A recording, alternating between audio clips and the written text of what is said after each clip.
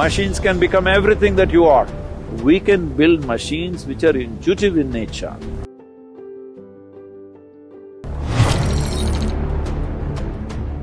You will find that you will be speechless about life. Consciousness is the essence of life. Some people are saying we will build consciousness into a machine.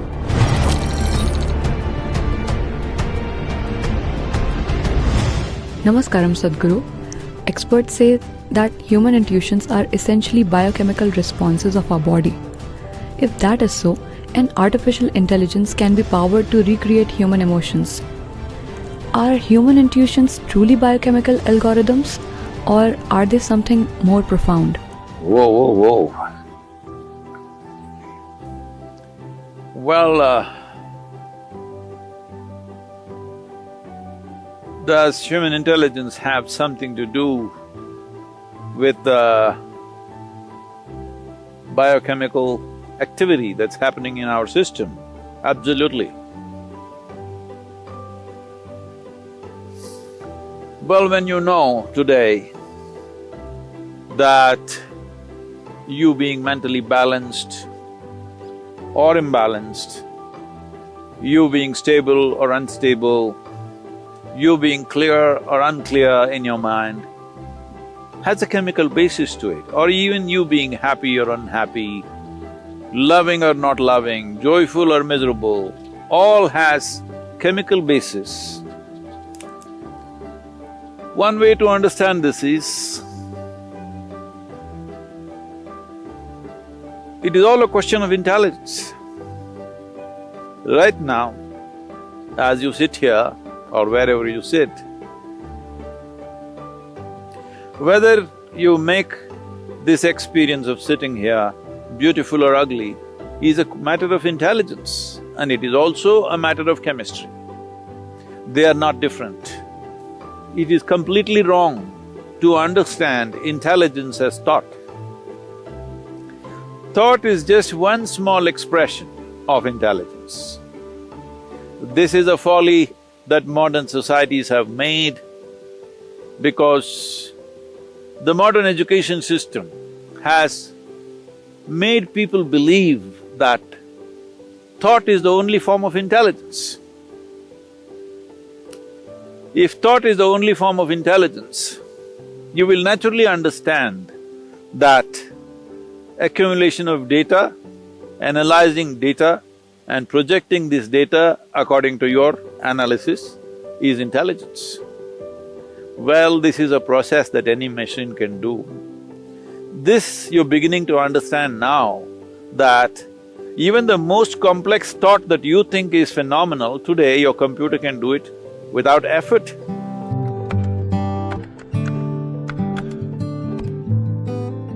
Do you see a simple calculator can do more mathematics than your teacher can do? Your computer can do much more mathematics than any mathematician can do.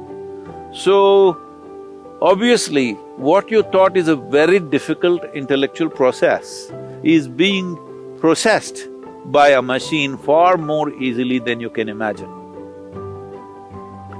Now, people argue, but mathematics is one thing, literature is a different thing, music is a different thing.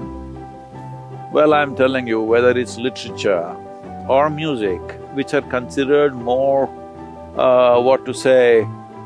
outpouring of human heart, even this can be done by a machine. Well, we've still not built machines good enough to do that maybe, but you will see in the next 25-50 years' time, maybe, I don't know how long, but it will inevitably happen.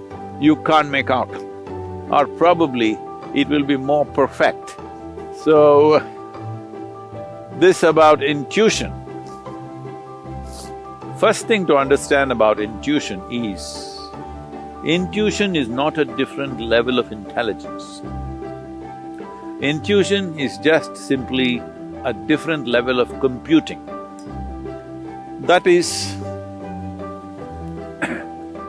let us say, let me make it very simplistic for you, just for the sake of understanding. Right now, let's say you had a child or you had an infant who's grown up just inside a room, never seen outside. Suddenly you bring him out and show him this tree. You know what he's doing? He's gathering data, color, form, the way it moves, the way it is. He's just taking up data through his sense organs. Let him watch this tree for a few minutes. Let's say he has grown up after some time and you ask him to, let's say, depict a tree, most probably he will depict it nearly 90% right. But now the process of assimilating the tree in his mind is not logical. He is not saying the leaf is 5 centimeters by 7 centimeters, the color is this kind of green, which is a combination of that, that and that. No, there is no logical assimilation, it's intuitive, simply just like that. The picture comes to his mind. Because all the data is there, processed, and jumps all the steps of 1, 2, 3, 4 and just gets there. So intuition is just that your computing is in such a way that you don't go through the logical process every time. So intuitive means your computing is skipping the logical steps and arriving at the answer, which is definitely a more sensible way to conduct your life. Is this just a biochemical algorithm? Well, I would say 100% yes. So, when we say biochemical algorithm, it is in a constant flux, you can set it the way you want. By genetics, by culture, by external influences, it's set one way. But if you are conscious, you can set it in another way. So is it just biochemical algorithms? When you say it is just, you are thinking that, am I just a mechanical process? Well, there is a mechanism. The question is whether this mechanism is conducted consciously or not. Right now, there is an intellect, there is an intuitive dimension, and there are deeper levels of intelligence, which is the basis of the making of the creation itself, the very source of creation. That intelligence is also embedded within you. The question is only at what level of access are you? Everybody has an arm like this, all right? Now, can everybody use their arm the same way? No. Different people use it different ways. Somebody is a ball player, he uses it one way. Somebody is a writer, he uses it another way. Somebody is an artist, he uses it another way. Somebody is a yogi, he uses it another way. Because you have figured out certain aspects of life, somebody else has figured out another aspect of life. Depending upon how you apply yourself, accordingly, your biochemical algorithm is constantly changing. It is not a set process. Well, there are certain settings, because otherwise you won't have a starting place. Like I already said, genetics, cultural influences, Samskriti, that is generations of learning that's happened within you. All these things put together, there is a certain algorithm, but it is not set, it is fluid. You can change it every moment of your life. So your intuition, what kind of intuition do you have? People are just doing guesswork all the time and thinking it's intuition. No. If you want to develop intuition, first thing is, you must learn how to simply sit here, fully alert and not thinking about anything. Somebody was asking me, Sadhguru, when you're riding, what are you thinking about? Why the hell am I thinking about anything? I'm just riding. That's why I'm still alive. Because the kind of risks that I've taken on 2 wheels, I'm still alive because I don't think a damn thing. If you know how to simply sit here, alert, but unthinking. Oh, how is that possible? I am asking, how is it possible for you to think when so much is happening out here? If you pay attention, you will not think. So the most important aspect of life is your attention, not your thoughts. This is what a child who saw the tree for the first time did. Attention. If your attention is on all the time, without any kind of judgments about what is this, what is that, simply attention, not thought, just attention, you will naturally become intuitive. Human attention can open up any door in the universe, but the attention should become free from judgmental process. That means, from the limited data that you've gathered, you should not go on judging everything around you. Because even if you think you know everything, the data that you have gathered is very, very limited.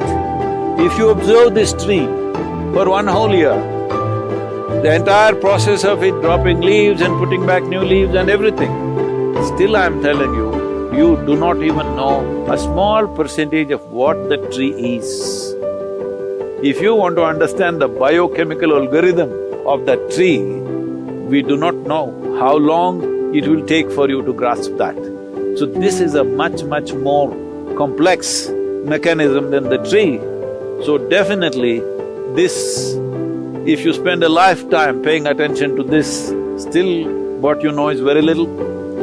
But if as you become more and more conscious, you determine the biochemical algorithms. That means you determine the nature of the experience. But now the question was, can we build machines like this? Yes, we can. As we can build machines which can do math for us, we can build machines which will write stories for us, we can build machines which will make music for us, we can build machines which are intuitive in nature. So, this is a very valid question. This is a question that needs to be looked at more profoundly than just talking about intuition or emotion. It needs to be looked at as a life process, because life process is such, there is no separation between intelligence, intuition, thought, beat of the heart, function of the liver, function of the kidney, or what the spleen is doing, what the brain is doing. There is no differentiation. It is one seamless function. To grasp it that way is most important. Only then you will know life, only then you will experience life to its fullest. Only then you will find that you will be speechless about life because there is no word. What is there? Is there a word? Is there a vocabulary to describe a phenomena like this? There is no word to describe what is life, what is it about. There is no conclusion. When there is no word, there is no conclusion. When there is no conclusion, there is no death. This is the way of liberation. I know you asked a simple question about whether machines can become like this or not. Machines can become everything that you are. Can do everything that you can do, probably better than you. As you know, they are doing things better than you.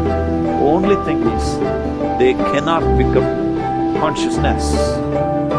Well, some people are saying we will build consciousness into a machine.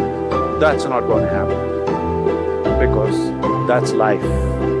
What you call as consciousness is the essence of life, that which cannot be described, for that which we don't have a word to say what it is, that which is that indescribable force which makes everything happen. That will not happen in a machine, 100%.